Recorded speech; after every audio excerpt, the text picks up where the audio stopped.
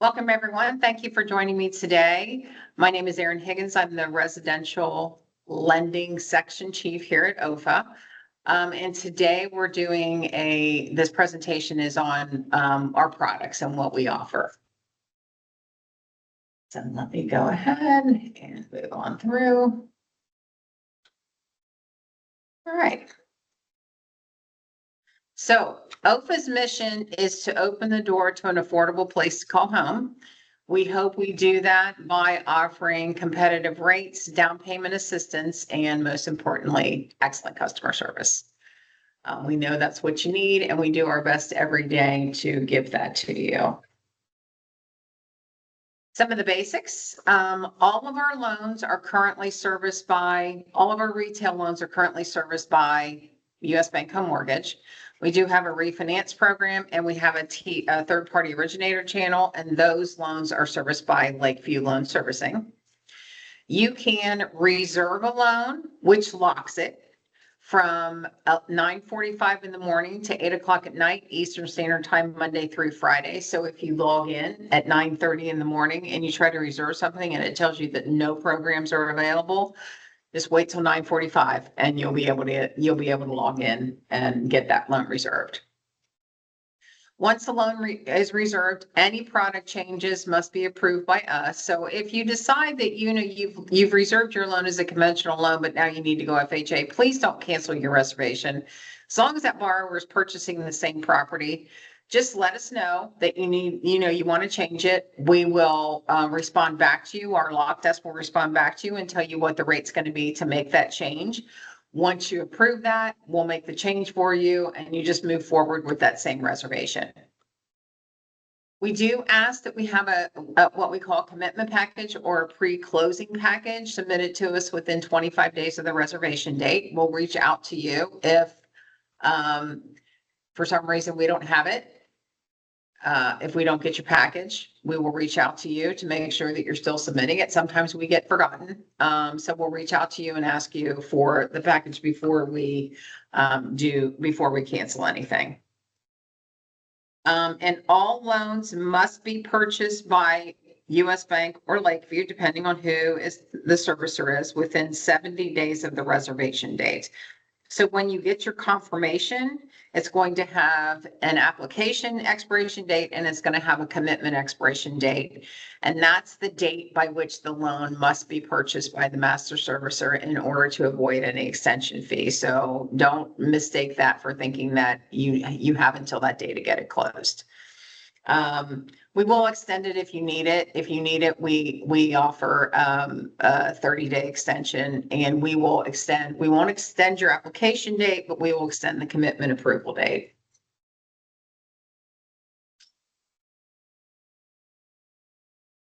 Okay, where are we? Lost my mouse here. There we go.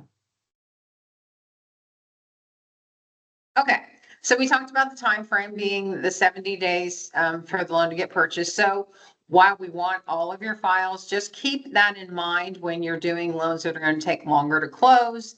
So, you may have new construction, you may have a foreclosure, you may have a short sale that's going to take a little bit longer to close. So just wait until, I always say if you're within 45 days of closing, you're probably pretty good to reserve the loan, but you don't want to reserve it before 45 days to close. Otherwise, you're likely going to need an extension. So how do you request more time? If you need more time than that 70 days, we will allow you to extend it for 3/8 of a point, 3/8 of a percent for 30 days, every day that it gets extended. And then those extension fees are netted out when the master servicer purchases the loan. They will net out any extension fees. We typically allow you to extend it for twice for 60 days. And then after the 60 days is up, we'll give you the option to, if this loan still hasn't closed and it's not going to, and obviously no fault of your own, whatever, lots of things come up. After the initial 70 days has been expired for 60 days, we will give you the option to either extend it again at a cost of 0.3%, or we'll allow you to cancel it and re-reserve it with whatever the market rate is at that time. So definition of a first-time home buyer is pretty important one to know. We offer first-time home buyer programs, and we offer programs for non-first-time home buyers. So it's a pretty big thing to know what it is. So the definition we use of a first-time home buyer is someone who has not had ownership interest in their primary residence in the last 3 years. Seems very simple. Except you think about in Ohio, dower rights give a spouse ownership interest. So we get this question daily. If you have a borrower who has lived in a home owned by their spouse in the last 3 years, even if they're not on title and even if they are not on the mortgage, they still have ownership interest in that primary residence. So if they've had ownership interest in their primary residence in the last 3 years, they could still be considered a first-time home buyer if they buy in a target area. So a target area supersedes everything. If they're in a target area, then they're automatically considered a first-time home buyer. There's also an exemption. Honorably discharged veterans have a once-in-a-lifetime exemption to be considered a first-time home buyer when they don't meet those other two definitions. So they have had ownership in the last 3 years and they're buying in a non-target area. If they're honorably discharged, they have a once-in-a-lifetime exemption to still be considered a first-time home buyer if they don't meet those other two definitions. And just as a note, if a borrower does own other property, because they could, if they're buying in a target area, if they are using our Next Home program, maybe they're buying a 1 to 4 unit property. If they own other property, or they're going to, they're buying the 2 to 4 unit, we will count rental income for any property that they retain or that they're going to be purchasing if it's the subject property, when we do our income calculation to determine whether they're eligible for our program. And one thing I want to point out is that our income calculation is not necessarily going to be the same as yours. We do not use qualifying income when determining whether the borrower is eligible for our program. We have to use all of the income of the occupant borrower. So if they, maybe they've gotten overtime, or maybe they get bonuses and they haven't received them for 2 years, so you can't use them to qualify. Or maybe they get child support, but they're only going to get it for another year. You can't use it to qualify. We are going to use it when we determine whether they meet our income limits or not. So just something to keep in mind.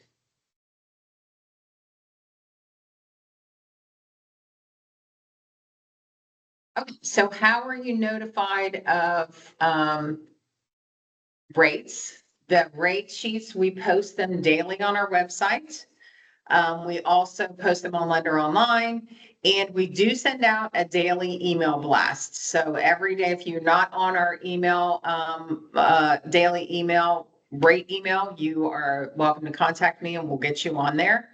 But we send them out every day. So they're everywhere. You can't really miss them if you're looking. And midday rate changes are possible. We haven't had one in years, but if we do have them, then we try to let you know about an hour before we're going to change them. Obviously, if we're changing them, they're more than likely going up. So we try to let you know about an hour before, so you can get anything reserved that you did not, that you hadn't reserved yet if you're holding off for some reason. I do have a message in the chat asking if extension fees can be passed on to the buyer, which is a very good question. We have to approve them being passed on to the buyer. So you need to ask us if you can pass them on, and you have to tell us what the reason is for the delay. If it wasn't something caused by the lender, if you reserved that loan and you knew it wasn't going to close for 90 days, you're not passing it on to the buyer. But if it's something, most of the time it's something unforeseen on your end. Maybe there's repairs that need to be done, or the borrower didn't get any documentation or whatever. Just let us know what's going on, and we'll let you know whether you can pass those fees on to the buyer. Good question.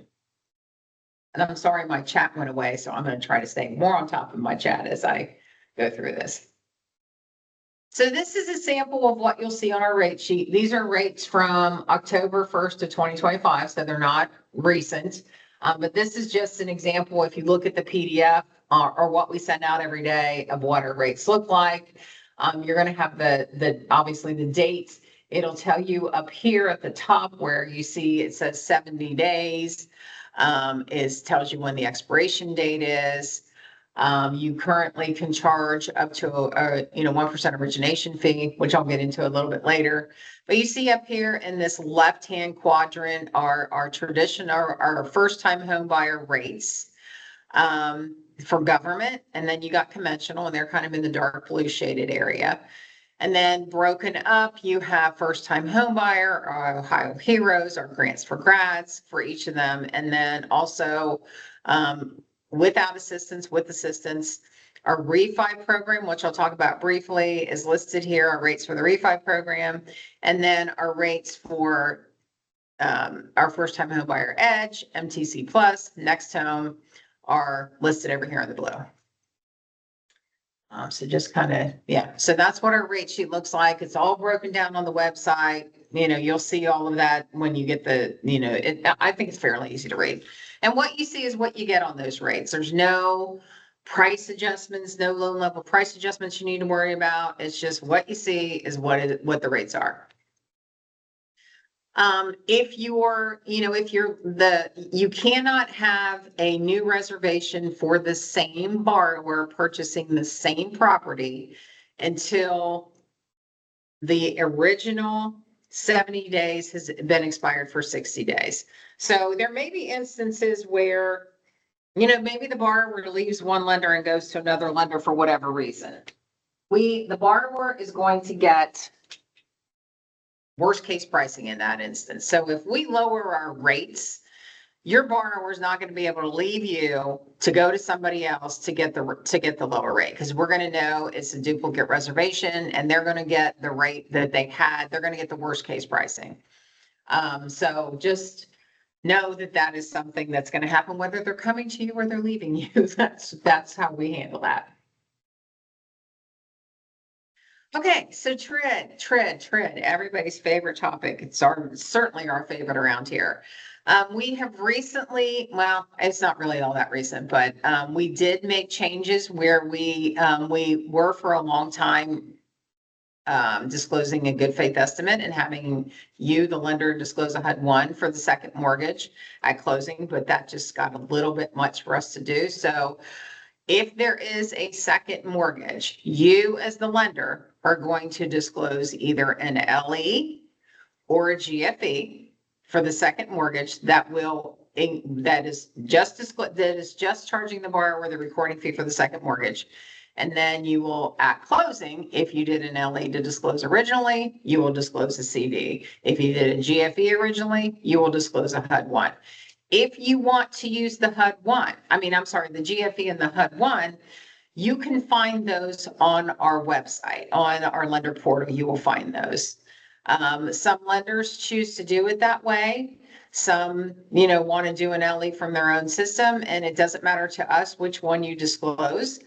We're going to be looking for that they are disclosed at the correct time, that they've been disclosed within either 3 business days of your application date if you're doing an LE, or if they made the decision not to, to use our program more than 3 days after the application date, we're going to ask you for the LE, and we're also going to ask for the change of circumstance for the first mortgage, so that all of it ties together and we know that it was disclosed within 3 business days of the decision being made to use our program. If you use the GFE, which is on our site, it has to be disclosed within 3 business days of the loan being reserved with us. So all of that is on our program guidelines. It's very detailed what we're looking for. If you have any questions about that, you feel free to ask them here, or you can email me later if you have specific questions, or you can look at our guidelines because they're very clear, I believe, about what we're looking for as far as disclosures for the second. Okay, so what you're really here for is to find out what we have to offer. So we offer down payment assistance in the form of a forgivable second mortgage. We have our standard down payment assistance and we have our grants for grads down payment assistance. So our standard DPA is a second mortgage. It's a silent second. There's no interest. There's no payments. The amount is 3% for conventional loans or 3.5% for government loans. The DPA can be used for down payment assistance, to help with their down payment, closing costs, or prepaids, and you can determine what's the best use of that. You'll notice that this is one of the changes that we made back in July of 2025, where we changed the DPA to 3% for conventional, 3.5% for government, because those are the down payments required for those. The lien is forgiven and released after 7 years. If the borrower sells the home within the first 7 years, or they refinance their first mortgage within the first 7 years and they don't use our refinance program to do so, they're going to repay the DPA in its entirety. So if they borrow $10,000 today and they sell it in 3 years, they're going to pay $10,000. We do have a refinance program for borrowers who are in this 7-year repayment DPA. And those borrowers can use our refi program. They're the only ones who are eligible for the refi program. And if they do refinance through us, we will subordinate that second mortgage. It will not extend out the time, so it'll still be forgiven and released at the end, when 7 years from the purchase date. That's the only time we will subordinate a second mortgage, if it has our standard 7-year down payment assistance repayment. We also offer grants for grads program, which has always been the best program, in my opinion, that we offer. It is for borrowers who have graduated from an accredited college within 18 months of the loan reservation date with at least an associate degree. They have to have at least an associate degree, and they have to have graduated within 18 months of the loan being reserved with us. So in those instances, the borrower is going to have to provide us evidence of their graduation and their date, which will show, when they graduated and what their degree was. The rates for grants for grads are going to be lower. They will always be lower than our traditional first-time home buyer loan. And this is the best part about the grants for grads, is the second mortgage is forgivable at 20% a year over 5 years. However, if those borrowers sell their home and they can prove that they're going to continue to reside in the state of Ohio, we will forgive any remaining balance. So for instance, if they would sell in year 3, they still have 2 years left, we will forgive that additional 2 years. If they are going to move outside of Ohio, then they will just pay back that prorated balance. So if they're past their 3rd anniversary and they've got 2 years left to go, they will repay 40% of the original balance. Also, if a borrower in a grads program refinances, we will subordinate that second. So since we will subordinate it no matter what, these borrowers are not eligible for our refinance program. So they can refinance anywhere. Yes, someone asked, have the requirements for the graduation date changed? They've been reduced to 18 months. And yes, it was another change, that one of the changes we made in July of 2025 is we changed the months to 18 from 48. It used to be 48. Whole big long explanation about why we did that. And we are hoping that someday we're going to be able to move that back up and extend that out even further. We'd like it to be forever, but that's not sworn to do it forever. But yes, it used to be 48 months and now it is 18. Okay. We also have our Ohio Heroes program, which is very, very, very popular. And I think the reason it's probably popular is because it is the lowest rate that we offer. Eligible heroes are first responders and teachers. On our program guidelines, it is very specific about who is eligible and what documentation is necessary to prove their eligibility. So you can always look there, but we get questions about this program all the time. So eligible heroes are active military and veterans, firefighters, EMTs, paramedics, healthcare workers are doctors and nurses, police officers, teachers. Those are the people who are eligible for the HEROES program. We got a lot of questions about our corrections officers eligible. Corrections officers who are deputy sheriffs and working in the prison or the jail as a corrections officer are eligible. Corrections officers on their own are not eligible. They're not first responders, so they're not eligible. But as I said, the rates are going to be on the Higher Heroes program are the lowest you're going to see on our rate sheet. So everyone wants to zero in on that. But you can see, as I said, see the program guidelines for what's required.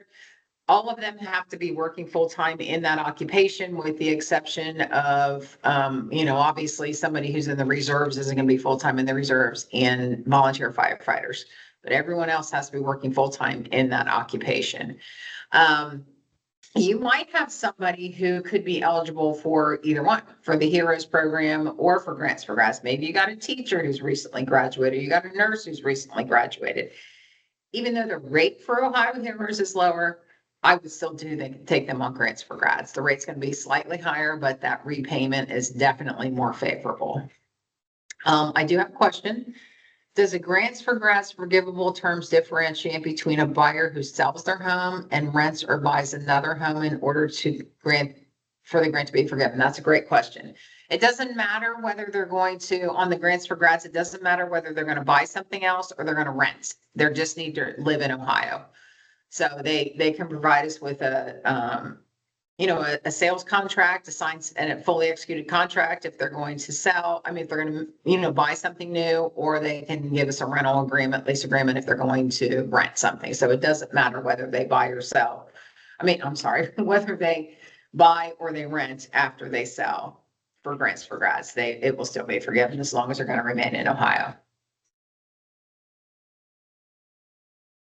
Okay, so there's our HEROES program. So we offer all the government loans. We offer FHA, VA, USDA, very standard guidelines for those. They're just going to be your standard guidelines. There may be, we may have an overlay or US Bank may have an overlay. Our overlays, we try to incorporate their overlays into our guidelines, but they may have others that you need to look out on their website for. But they're very minimal. There's not a whole lot of them. Fannie and Freddie offer their own housing finance agency programs. So if you're doing a conventional loan through us, you're going to be doing Fannie Mae HFA Preferred or Freddie Mac HFA Advantage. We get a lot of questions. Can you do Home Ready? Can you do Home Possible? That's not what they're called when you're using an HFA program. Very closely related, and the guidelines are very close to the same. But when you run them through your automated underwriting system, if you're going Fannie, you need to run it through as HFA Preferred. If you're going Freddie, you need to run it through as HFA Advantage to get the correct response from them. So you can do up to a 97% loan to value if you're for a 1-unit property. Over 1 unit, so 2 to 4 unit, you are at 95. Your LTV is limited to 95. I believe also if you have a non-occupant borrower, you're going to be limited to 95 too. There are no loan level price adjustments. So what you see, as I said, what you see on the rate sheet is what you get. You don't have to worry about adding in for credit score. You don't have to worry about adding in for LTV for anything. So what you see is what you get. On our loans, if the income that you are using to qualify the borrower is at or below 80% AMI income limits, the borrower gets charter minimum rates for MI. So for example, if they're at 97%, they are only required to have 18% coverage on a conventional loan, which is pretty darn good. But remember, it's your qualifying income. It has nothing to do with the income that we calculate when we are determining whether they are eligible for our program. Fannie and Freddie don't see that. They don't care about that. They're looking at your qualifying income. So also keep in mind, that if you have a non-occupying borrower, most likely got them on there because you need their income, and their income is going to, as part of your qualifying income. So it's your total qualifying income that determines whether they get that lower MI or not. And you should see that on your LP or DU response. You should see that. So you can use them with our down payment assistance. You can have a CLTV of up to 100%. And there are some minor differences between Fannie and Freddie. So you can find them on our guidelines. There's not much that's different anymore. They used to be very different, but there's really not much that's different anymore. But you just need to pay attention. And I'm sure you're all very familiar with their differences. They're just typical differences in Fannie and Freddie. We also offer a next home program. So for borrowers who are not first-time home buyers, they have had ownership in their primary residence in the last 3 years, and they're buying in a non-target area. So we do have a program called Next Home for them. It offers them the same down payment assistance. It'll, 3% for conventional loans, 3.5% for government. It's available with all of our programs except grants for grads and MTC Plus, because those are strictly first-time homebuyer programs. And the rates for the Next Home loan could be higher than our first-time homebuyer rates. Probably more times than not are going to be higher than our first-time homebuyer rates, but every once in a while you get lucky and they're not, but typically they're going to be. So now I'm going to talk about our MTC program. This is an excellent program for first-time home buyers who are qualified. We do have limited funds. We stay right on top of this pipeline because the funds are limited. We are right on top of it and making sure that we get any loans canceled out of this program that are either not eligible, not going to close, whatever, we approved them and they didn't close, so that we can have this money available to everybody who needs it. We allocate it per quarter.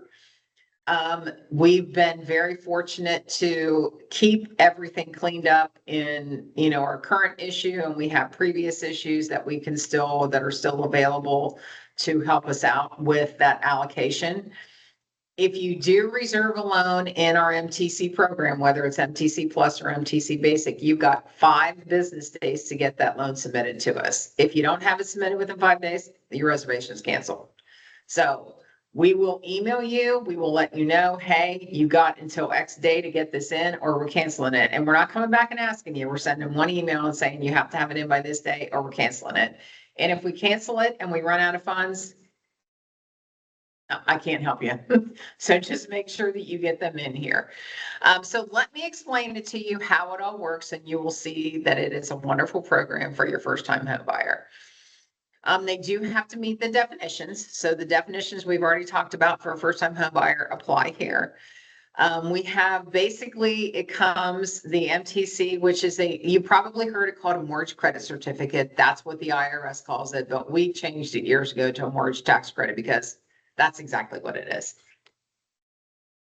So you can do it as a standalone. So if you want to do your own first mortgage and you just want us to provide the borrower with the tax credit, you can do that. And we call that, when that program, we call MTC Basic. So you're going to use your own first mortgage, and then you're just going to come to us for the tax credit. The issue that we see often with lenders is when you do the MTC Basic, people forget that you need to submit documents to us, and you forget that they need to submit post-closing documents to us. So sometimes we end up chasing them, but that's okay. So if you do the MTC Basic, you decide, maybe you got a borrower who's going conventional, he's putting 50% down, they're getting a great rate, whatever. So you want to do the MTC Basic, you're going to reserve them in our system. They get the credit rate that they get if the property's in a non-target area is 15%. If it's in a target area, they get a credit rate of 20%. And all that's going to make sense to you in just a second. We also offer what we call MTC Plus. And the plus part about it is that you can use our first mortgage and combine it with the MTC, or you can use our first and our second mortgages and combine them with the MTC. You can layer it with all of them. If you use the MTC Plus, the credit rate is 40%. So The difference is, and everyone's like, well, you might be thinking, why wouldn't I do the 40%? Well, maybe the rate's going to be higher, more than likely, if you do the MTC plus. These loans can, since the tax credit is an IRS product, and our first time home buyer programs are funded by tax exempt bonds, that is also an IRS product, and the IRS says you can't have both. You need to pick one or the other. So if you're doing the tax credit with our first and our second, those loans are going to be sold in the secondary market, which is because, you're getting the tax credit. So that's why the rates are probably going to be a little bit higher if you do the MTC plus. So here's another difference. If you do the IRS limits the dollar amount of the credit that a borrower can get to $2,000 if the credit rate exceeds 20%. So when you're doing the MTC plus, those borrowers are going to calculate how much their tax credit is, and they're going to be limited to $2,000. And on the other hand, if you do an MTC basic, those credit rates are 15 in a non-target area and 20% in a target area. So they're not going to have that $2,000 limit. So you can do the math and figure it out which one's better for your borrower. And, it tends to be that lower loan amounts it's more favorable for them to have the 40% credit than higher loan amounts, because they're going to, just the math works out that it's going to be more beneficial to the borrower to do a basic than it is to do a plus if their loan amounts are higher. So I'm going to give you an example of a tax return. I know it's a little bit hard to see, so you want to scrunch up to your screen and look at it. So this is somebody who is, this is going to be a full 30-year loan, fully amortized for a year at 6% interest rate. And on the left, you see the borrower who does not have the tax credit, and on the right, the borrower who has the tax credit. I'm sorry, other way around. On the left, they have the tax credit, and on the right, they don't have the tax credit. So most borrowers nowadays are going to be itemizing, right? They're not going to, I'm sorry, they're not going to be itemizing. Let me just confuse everybody. They will not be itemizing. They're going to be using the standard deduction. They can use this credit whether they itemize or they don't. It doesn't matter. So in this example, they're not. I used to do an example where they itemized, and I think it confused a lot of people because most people don't itemize anymore. So in this example, on the left in the blue, the borrower, you see everything kind of flows through. They made $50,000. Their standard deduction is $14,600. They were single or married, filing separately, as the 14.6 standard deduction in 2024. So that lowers their taxable income to 35,400. Which means their tax is they're paying taxes on their tax is $4,019, right? So then they have the schedule 3 on here. I'm going to come over here. When they have the mortgage tax credit, they're going to file this form 8396, and all it does is walk them through the calculation to see what their credit's going to be. So in this example, the borrower paid $9,600 in mortgage interest for the year. They have a 20% credit, which means that 20%, they're not going to be limited to the $2,000, even though this one is under $2,000 just because of the loan amount. And the interest rate and the amount of interest that they paid. But as I said before, if the home was in a non-target area, that percentage would be 15% instead of 20. And if they had done our MTC plus, that credit rate, that would be 40% instead of 20.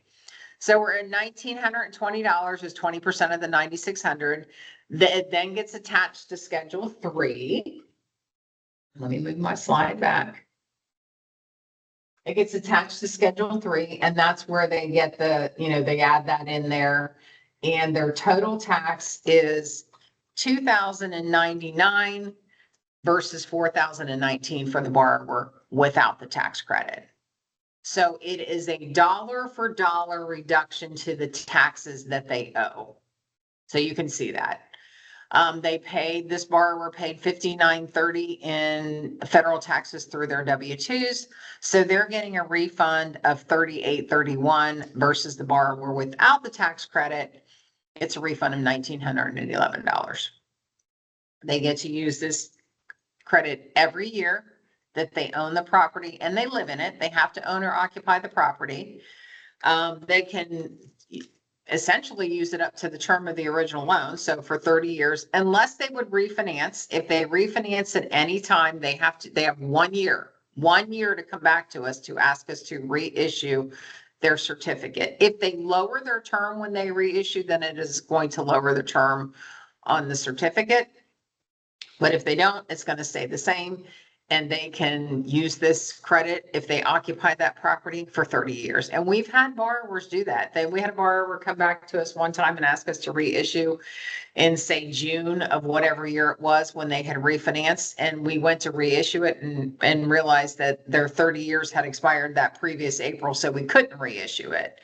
But they have 1 year to come back to us to reissue it. And if they use this and they miss that 1 year mark, believe me, we hear they do a lot of begging and pleading and, everything for us to reissue it because it is so beneficial to them. But we do not reissue it if they don't come back in time.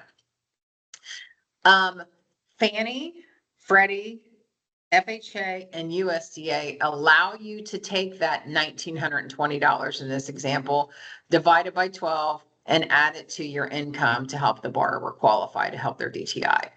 VA allows you to use it to offset their federal income tax to help their residual out. So as you can see, very, very, very beneficial for a first-time home buyer to use this program. And it is very much sought after. So that's the MTC program. Does anybody have any questions? I'm gonna wait just a couple seconds to see if anybody has any questions on that. Okay, I see none. I typically don't get a lot of questions once people see the tax return.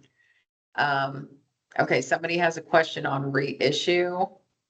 Not sure what it is. How do they do the reissue?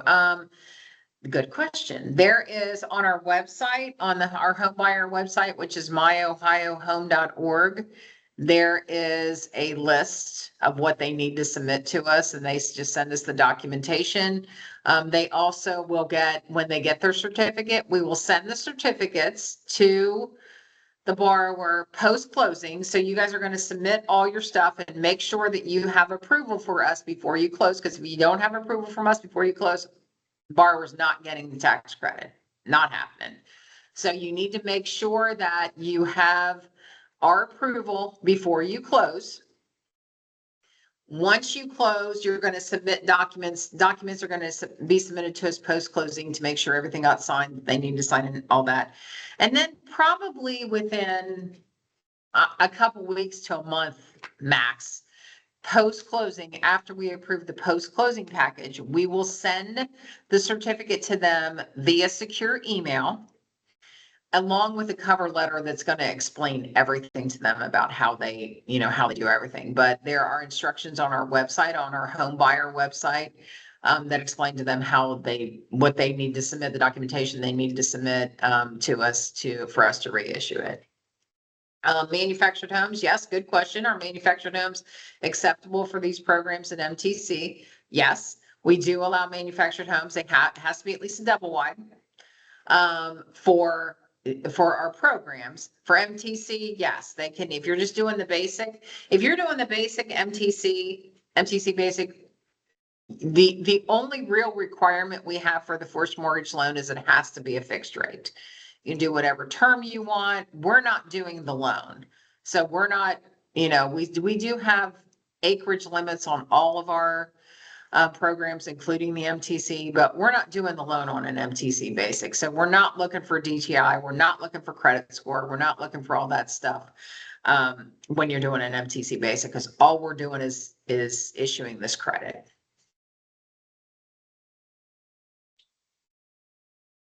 Okay, I don't see any other questions right now, but if you have any, please feel free to enter them in and I will come back to them later.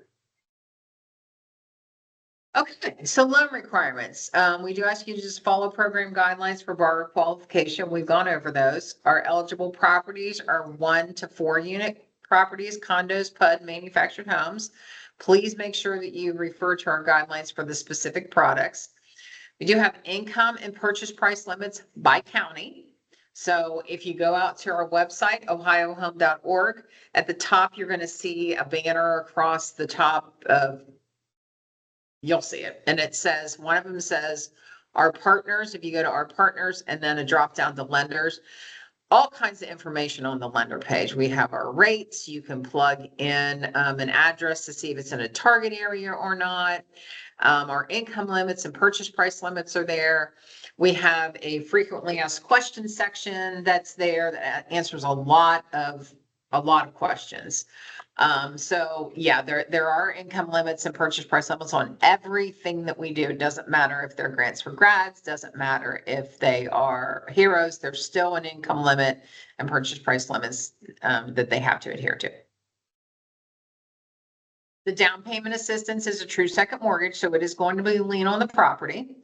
And we require home buyer education for all of our programs except MTC Basic. And as again, MTC Basic is your own loan, not our loan. So we don't require it or offer it on the MTC Basic, but we do require it on everything else, including Next Home. Okay.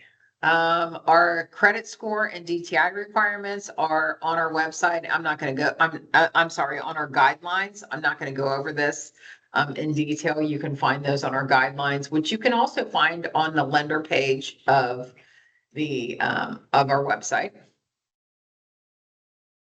Borrower documentation, income calculations. We do not use household income. We use what we call eligibility income. So we only look at the income for those who will both live in the property and be obligated on the note. So occupant borrowers, we do allow non-occupant co-signers. And the reason I say co-signers is because they cannot take, if you're using our first-time home buyer programs, they cannot take title to the property. Only occupant borrowers and their spouses can take title to the property. And if somebody comes back on title post-closing that shouldn't be on title, you're going to have to do a quick claim deed before that loan's going to move anywhere. So just make sure that there's nobody on title but the occupant borrower and their spouse whom we are aware of, that we know of. I wanted to bring up too, we also have a program that you'll see out on the website called First Time Home Buyer Edge. And the EDGE program is really out there for borrowers who are in a non-target area and their income exceeds our non-target income limits. So, you know, like I've said several times, we're going to calculate their income. So we're going to use more we may use different income than you use. If the borrower, the income that we calculate and it exceeds our non-target income limits and the property's in a non-target area, you can flip them over to our first time home buyer edge program, which will still give them down payment assistance. The rate is going to be higher. But it'll still give them the down payment assistance that they need. They cannot exceed our target income limits, but they can still get the DPA that they need. So if you see us saying that, you know, hey, it's eligible for EDGE, you can make the decision whether you want to continue and use the EDGE program and get them the down payment assistance or you don't. The income limits are going to, this is another change that we made in July, is that if the property is in a non-target area, it has to meet non-target income limits, which are going to be lower than they are for target area. So non-target is going to have lower income limits than target areas. And you'll see that on our website. You'll see that we break them down by target, non-target. We also break them down by 1 to 2 people in the household and 3 or more in the household. The only exception to all of that, which I had some major confusion and is very hard to put out there on the website, is grants for grads. The grants for grads get the first time home buyer rate, but they go by the target area income limits. So somebody in our grants for grads program in a non-target area, their income could exceed our non-target income limits, but they get to have income up to the target limits, which is, I understand, very confusing, but just something to remember. That's another reason to use our grants for grads program, if you can. We do require 3 years federal tax returns for all programs. So you can either give us copies of the borrower's tax returns, or you can do transcripts, which personally I don't like, but we will take either one. Current pay stubs, we require at least 2 within the last 60 days, or a recent pay stub and a written VOE within the last 60 days. If you do our grants for grads program, you're going to have a copy of their degree. If you do our heroes program, you're going to need whatever is required for that particular occupation. And again, all of that is listed on our guidelines on the website. As far as HBE goes, when that loan is reserved, you can send the borrower out to our website, ohiohome.org. At the bottom of the first page of the website, there are quick links. One of them says home buyer education. When you reserve that loan, send the borrower out there, have them start the HBE process. They will, they're going to go in, they're going to select a HUD counseling agency. They're going to complete a test and budget. When they complete the test and budget, they're going to submit it. It is going to upload the test and budget to the lender portal, to eDocs in their loan, and eDocs on the lender portal, and is also going to send an email to the counseling agency to say, hey, there's somebody here that's ready to be counseled. The counseling agencies have 48 hours to contact them to schedule a 1-hour phone conference call with them. We send emails to the borrower, but please don't count on that. That it is mostly effective when you as the lender send them out there to start the counseling as soon as you reserve the loan. A lot of times they ignore our emails, and then you don't even think about it until you get a condition for the borrower to do HBE, and you're trying to close it in 3 days. I'm just saying, don't have a lot of sympathy for it, to be honest with you. It's a lot to make all this HB happen when it does. So rushing it, probably not going to happen. But it happens quickly enough. We got to give these the counseling agencies time to get these people in and get them on their schedule. So we really strongly suggest that you have the borrower start it when you reserve the loan, start the process. And pretty much it takes care of itself. After the borrower gets in there, it just kind of all takes care of itself. I do have one person on my staff who strictly does the HBE. Believe me, it is a full-time job. So loans are fees associated with our financing. For our first-time home buyer and next home loans, you can charge up to a 1% origination fee, which is yours to keep. There is a $475 funding fee, $84 tax service fee, and a $100 admin fee. The funding fee and the tax service fee the servicer will take them when they fund the loan. The 1% origination fee, if you don't charge it, that's just, you don't make it. And the $100 admin fee comes to OHFA for us before we're going to approve the post-closing package. Same fees apply for MTC Plus, but there is an additional $250 loan fee that comes to OHFA post-closing. And then the MTC Basic is just a flat $500 fee.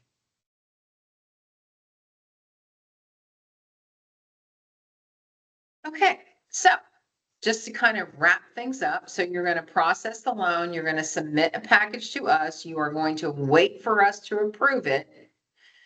And then you can close your loan. You as a lender will advance all the funds on the loan.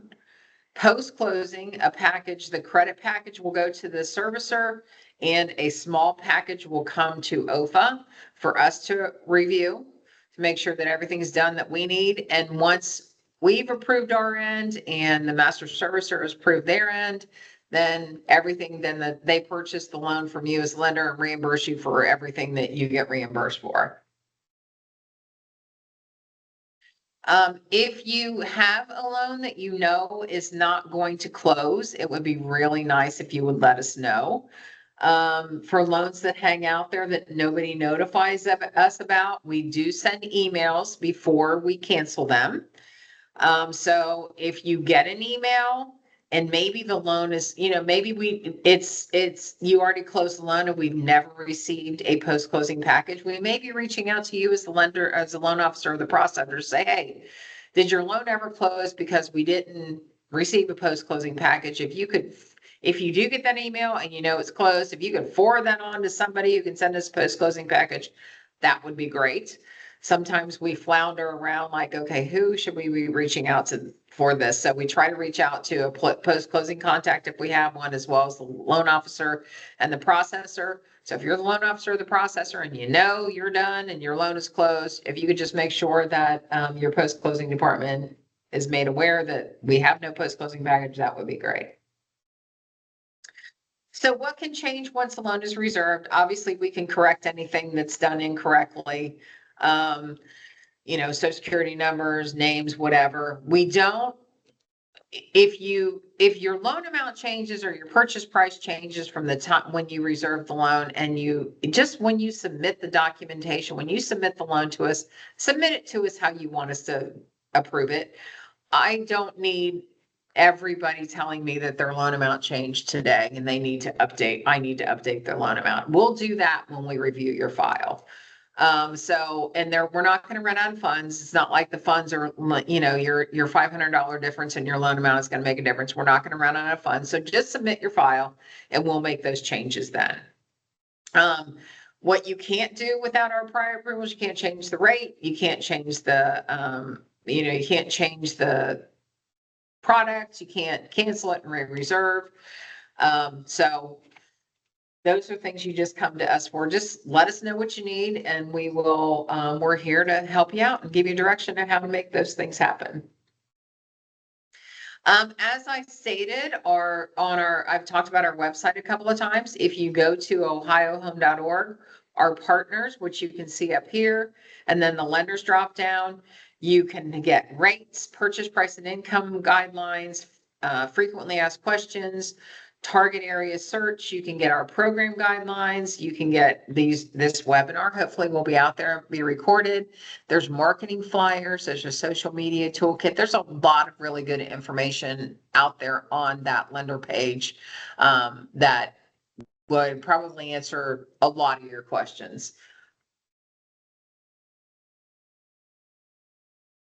Here's a list for you of our staff. We are all available to you at any time, as long as we're here.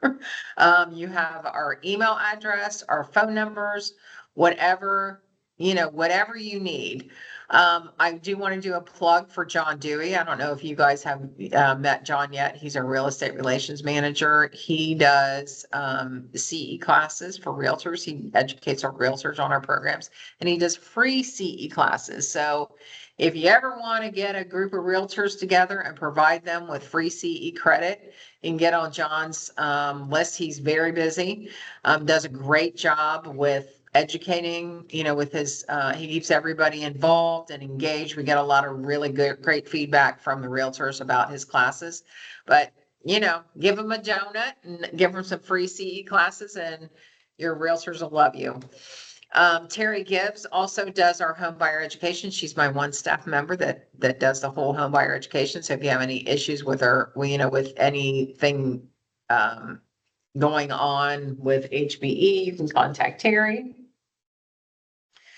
And then who should you call with questions? You can contact any of us with questions.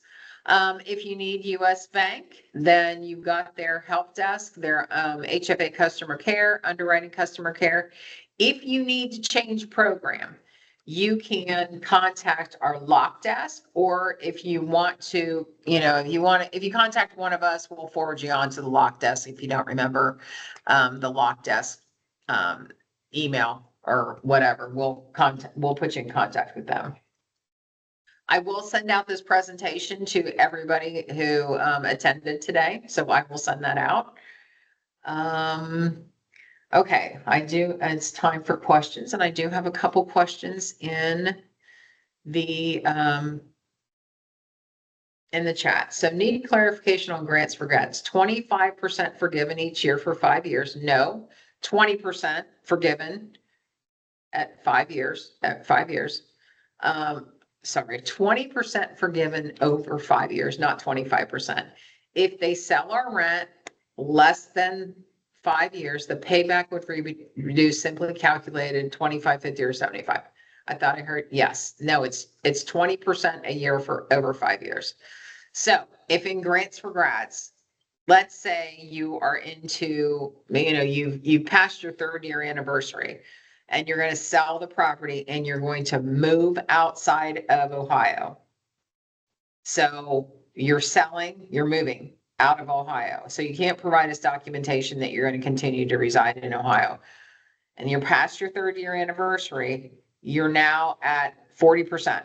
So you owe 40%. You're going to be required to pay back 40%, as opposed to on our other programs that have the 7 year, you're going to repay the entire DPA amount, the entire original DPA amount. On grants for grads, you're going to pay back the prorated portion up to whenever it is that you sell your home and you move outside of Ohio. You're going to provide evidence that you will continue to reside in Ohio. That's going to be forgiven. They're not going to pay anything. They're going to continue to reside in Ohio. That 40% is going to be forgiven. If they refinance, we will refinance. We will subordinate that second. So hopefully that explained that. If it didn't, let me know. So staying in Ohio is fully forgiven. That is correct. Stay in Ohio, they're fully forgiven. Can I touch on, I have another question. Can you touch on condo requirements and the approval that is needed to be eligible? Yes, I can. Very good question. If the loan is conventional and it is a condo, the condo has to be approved by US Bank. There are some lenders who have gone through the process of with US Bank of being able to approve their own condos. I don't know who they are. If you question whether you are one of those lenders, you can let me know. You can send me an email and I'll find out from US Bank. If you are a lender, if you work for a lender who has gotten the approval to approve your own condos. If not, you have to go through US Bank's condo approval process.